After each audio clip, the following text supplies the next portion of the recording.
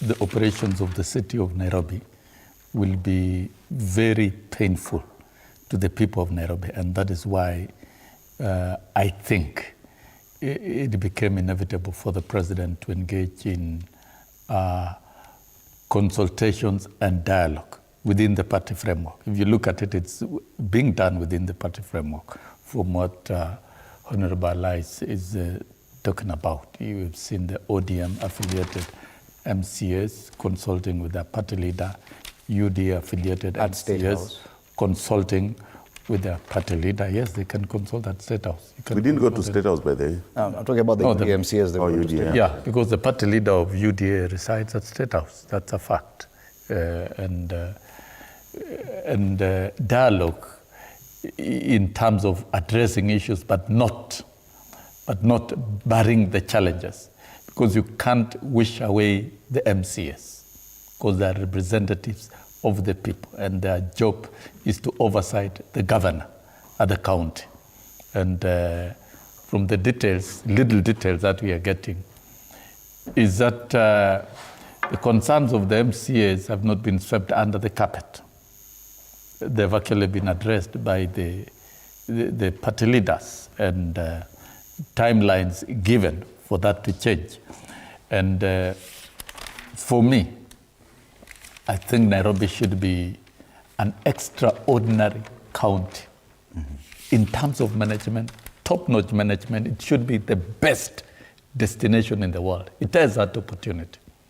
And if that is what informs the action of the MCAs, so that Nairobi can be the best city, so be it. The governor should rise to the occasion. Okay. And know that this is a city that you only need as a governor to sleep for 1 or 2 hours. The rest of the days, make the city clean.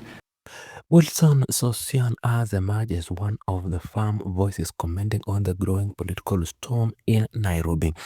Known for his strong stance on matters of leadership and governance, he views the current crisis surrounding Johnson Sakaja as more than just politics. To him, it is a reflection of frustration of the people of Nairobi, frustration that have now spilled into the county assembly. Sossion has been clear that the impeachment is not the work of few politicians, but the voice of ordinary citizens who feel betrayed by the city leadership. From his perspective, the accusation facing Sakaja are serious enough to warrant action. He sees the charges of embezzlement and gross violation of the law as a matter that cannot be swept under the carpet. In his view, Nairobi has been weighing down by corruption, mismanagement, and failure to deliver essential services. For him, the impeachment pushes representation that points at which people's patience runs out. When dialogue and other remedies fail, the next logical step is for representatives to move toward removing a leader who has lost public trust. Sossion also understands the weight of Nairobi carries in Kenya's economy and politics. He often emphasizes that the city is not just another county, but a global hub whose stability is vital for the country. With Nairobi contributing over half of Kenya's GDP, its leadership cannot afford to be compromised. This is why, in his assessment, President William Ruto had to intervene. Sossion interpreted the president's call for dialogue as a move to protect the country's economic heartbeat from grinding to halt. At the same time, Sossion does not dismiss the role of dialogue. While he accepts that the impeachment push has genuine roots in public satisfaction, he also believes leaders must weigh the consequences of destabilizing Nairobi. The balance, he said, lies in accountability and stability. That is why he sees President Ruto's involvement and the willingness of opposition leader Raila Odinga to embrace dialogue as a recognition that the issue goes beyond politics. For Sossion, these actions show that even national leaders understand the danger of letting Nairobi slip into chaos. Despite his criticism of Sakaja, Sossion does not close the door on redemption. He often points out that the governor still has a chance to turn things around. In his view, Sakaja should take the impeachment scare as a wake-up call to rise to the occasion.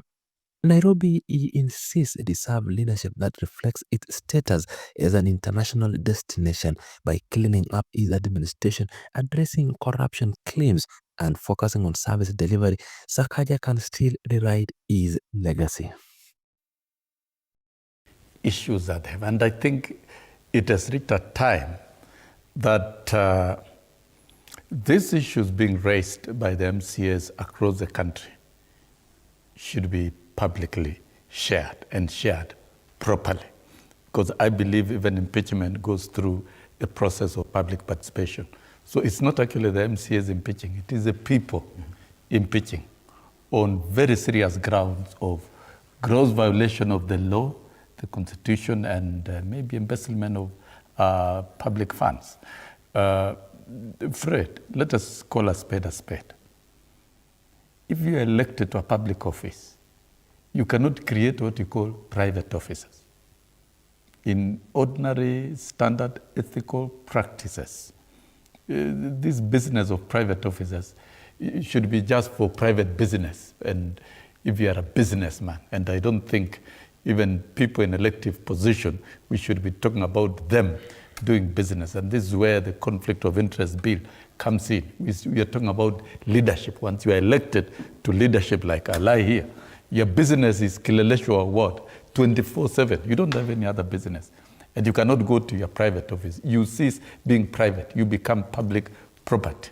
And there was a reason why City Hall was made the seat of the governor. It is called the seat of the governor. And if it is the seat of the governor and the governor doesn't sit there, then it poses a serious problem. I still believe the avenues that the MCAs are going through with the party leaders, they should be consistent to ensure that what they want done is done.